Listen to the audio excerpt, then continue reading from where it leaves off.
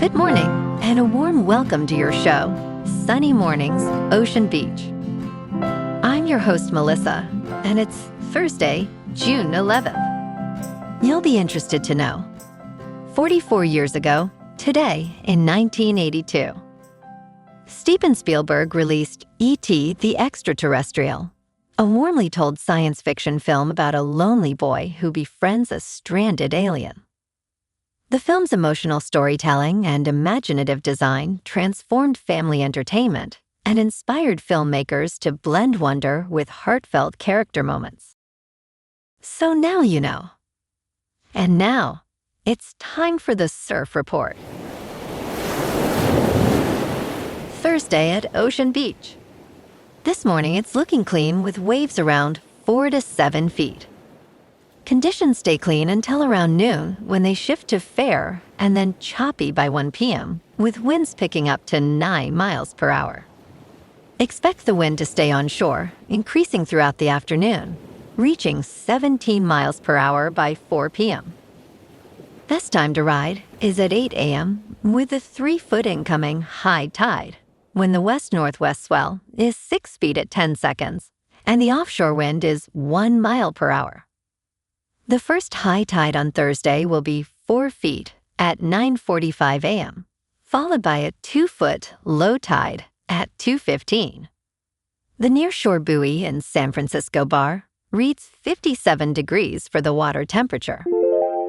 Friday brings choppy conditions with waves in the 3 to 5 foot range and southwest winds around 8 miles per hour. Saturday maintains similar size but remains choppy throughout, with winds increasing to 15 miles per hour later in the day. Sunday offers a steady 3+ feet with fair conditions in the morning, though choppy conditions return by afternoon. This morning it's sunny and it feels like 59 degrees with 2 mile per hour wind. The sunset will take place at 8:32 and it will rise again tomorrow at 5:47. It looks like we're in for a sunny day with a high near 67, cooling down to around 63 in the afternoon, accompanied by a light west-southwest breeze around 8 miles per hour. If you're inland, it will hit a high of 76. Tonight, expect partly cloudy skies with a low around 55 and a light south-southwest wind around 9 miles per hour. Looking ahead in the weather. This morning, it's sunny and it feels like 59 degrees with 2 mile per hour wind. The sunset will take place at 8:32 and it will rise again tomorrow at 5:47. It looks like we're in for some mostly cloudy skies today with a high around 60 and a mild breeze. Tonight, expect continued mostly cloudy conditions with a low of 56 and light winds picking up a bit. Bonjour, food enthusiasts. This podcast is brought to you by Versailles Cafe and Pastries in Encinitas. Nestled on El Camino Real South, just north of Encinitas Boulevard, this cafe is a haven for culinary delights. Indulge in their amazing Eggs Benedict or their gluten-free crepes. You can grab a panini for lunch or just breeze on through to get your morning coffee. They are open every day from 8 to 5. So stop on by and don't forget to tell them Sunny Morning sent you. In local news, following years of disputes, construction has begun on the $73 million renovation of the historic Portsmouth Square Park in San Francisco's Chinatown, which is expected to take 2 years. San Francisco leaders held a groundbreaking ceremony Tuesday for this long-delayed revamp, funded through a mix of city bond money and state and local grants. Plans include a new 8,300 square foot clubhouse, a larger playground, an adult fitness area, and upgraded landscaping, lighting, and shade. Speakers at the ceremony emphasized the park's role as a vital neighborhood gathering place and a significant landmark in San Francisco history.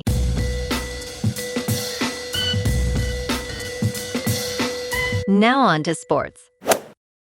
There is a decent chance the number 29 is going to be a featured player in some tattoos for New York Knicks fans after Wednesday. That was the number their team had to overcome in Game 4 against the San Antonio Spurs. The Spurs took an 81-52 lead against the Knicks. Instead of the series being tied 2-2, the Knicks hold a 3-1 lead. The number 14 represents the first half three-pointers the Spurs scored, the most in finals history. The Knicks are now 5-3 when trailing by at least 20 points in the last two postseasons.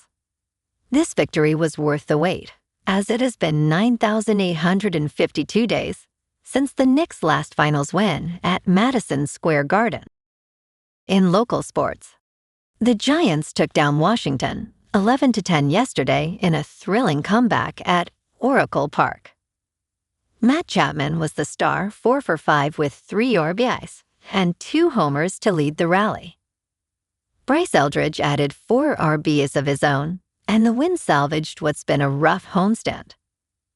San Francisco is now 28-41, heading into tomorrow night against the Cubs at 7:15.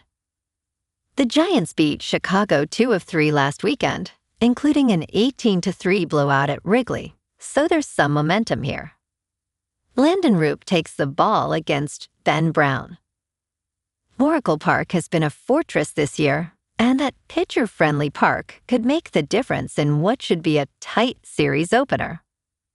Meanwhile, the 49ers situation with Brandon Aiyuk keeps escalating. The Wideout posted a Commanders hat to Instagram earlier this week, then dropped a cryptic video calling out the franchise. Now that June 1st has passed, San Francisco can explore trades without all the dead money hitting 2026.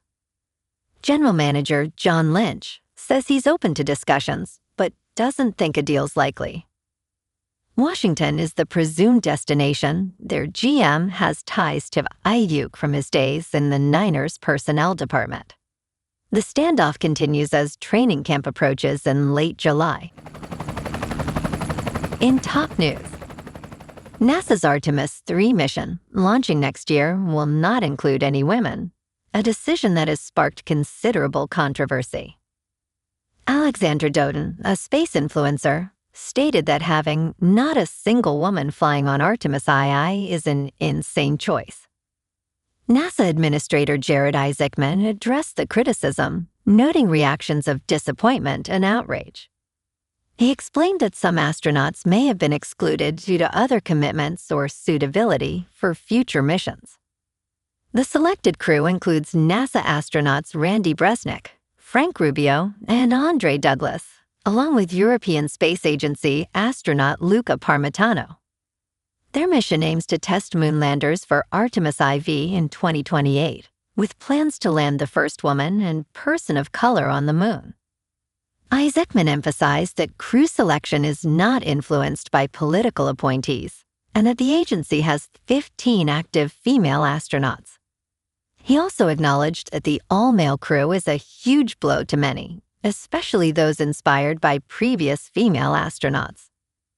Bresnik will lead the mission as commander, with Parmitano as pilot and Douglas and Rubio as mission specialists. In business news, when a World Cup team loses, its country's stock market also goes down. Here's the weird reason why. Soccer's premier tournament brings a hidden danger to your investment portfolio. The World Cup begins this week, and investors would do well to watch the event from the stock market sidelines. Why should investors care about soccer's premier tournament? Because historically, stocks do poorly during the World Cup, particularly during the elimination or knockout stage.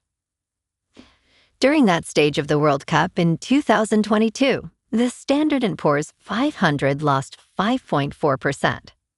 The global stock market lost 4.6%, as judged by the Vanguard Total World Stock Exchange Traded Fund. Crucially, these losses were registered during a strong bull market, according to the calendar maintained by Ned Davis Research. In crypto movement, Bitcoin is up 2% to about $63,000. Ethereum is up 1% to about $1,600. And XRP is down 1% to $1.12. Moving on to a more local vibe. In our community spotlight on health and wellness, we are working with a national Pilates studio to bring you some free classes, so listen up. Check out Club Pilates, with several locations in the San Diego area. Pilates presents a comprehensive wellness approach, cultivating strength, reducing tension, and elevating mental well-being. Scientific research affirms its benefits. So now you can check out Club Pilates for a free class, with locations in Encinitas, Solana Beach, Oceanside, La Jolla, and more. Just be sure to tell them Sunny Morning sent you by. And now, back to the show. Let's talk tech. A recent public letter from Xbox's CEO, Asha Sharma, reveals that current profit margins cannot continue. As the Summer Game Fest wraps up, the gaming industry reflects on both thrilling highs and deeply depressing lows, including layoffs and studio closures. The memo highlights that excluding Activision Blizzard King, Xbox has spent over $20 billion in 5 years, yet revenue has declined nearly $500 million. The executives admit they are overextended with their studio acquisitions and face intense competition for player attention. While layoffs are not explicitly mentioned, reports suggest substantial cuts may occur in July. And in entertainment news, the House of the Dragon preview had the audience at the Taormina Film Festival squealing, cheering, and gasping in their seats. On Wednesday night, cast members Steve Toussaint, Tom Glynn-Carney, Harry Collette, Bethany Antonia, and Phoebe Campbell filled the ancient Greek amphitheater, which holds 5,000 people. Creator Ryan Condal sent a video message calling the location perfect for the screening. Season 3 continues the bloody conflict between the House of Targaryen factions, as Aegon II flees and Rhaenyra plots for the crown. Fans responded enthusiastically to the episode, with cheers and gasps throughout. Well, alrighty folks, it's time for the quote of the day. And today, our quote comes from the American author and motivational speaker, Earl Nightingale. And he said, "All you need is the plan, the roadmap, and the courage to press on to your destination." And that's a wrap for this morning. You can check out our Instagram, YouTube, and TikTok for some captivating aerial videos with local news and the surf reports. Have an amazing day, my good friends. We'll see you tomorrow with another episode of Sunny Mornings, Ocean Beach.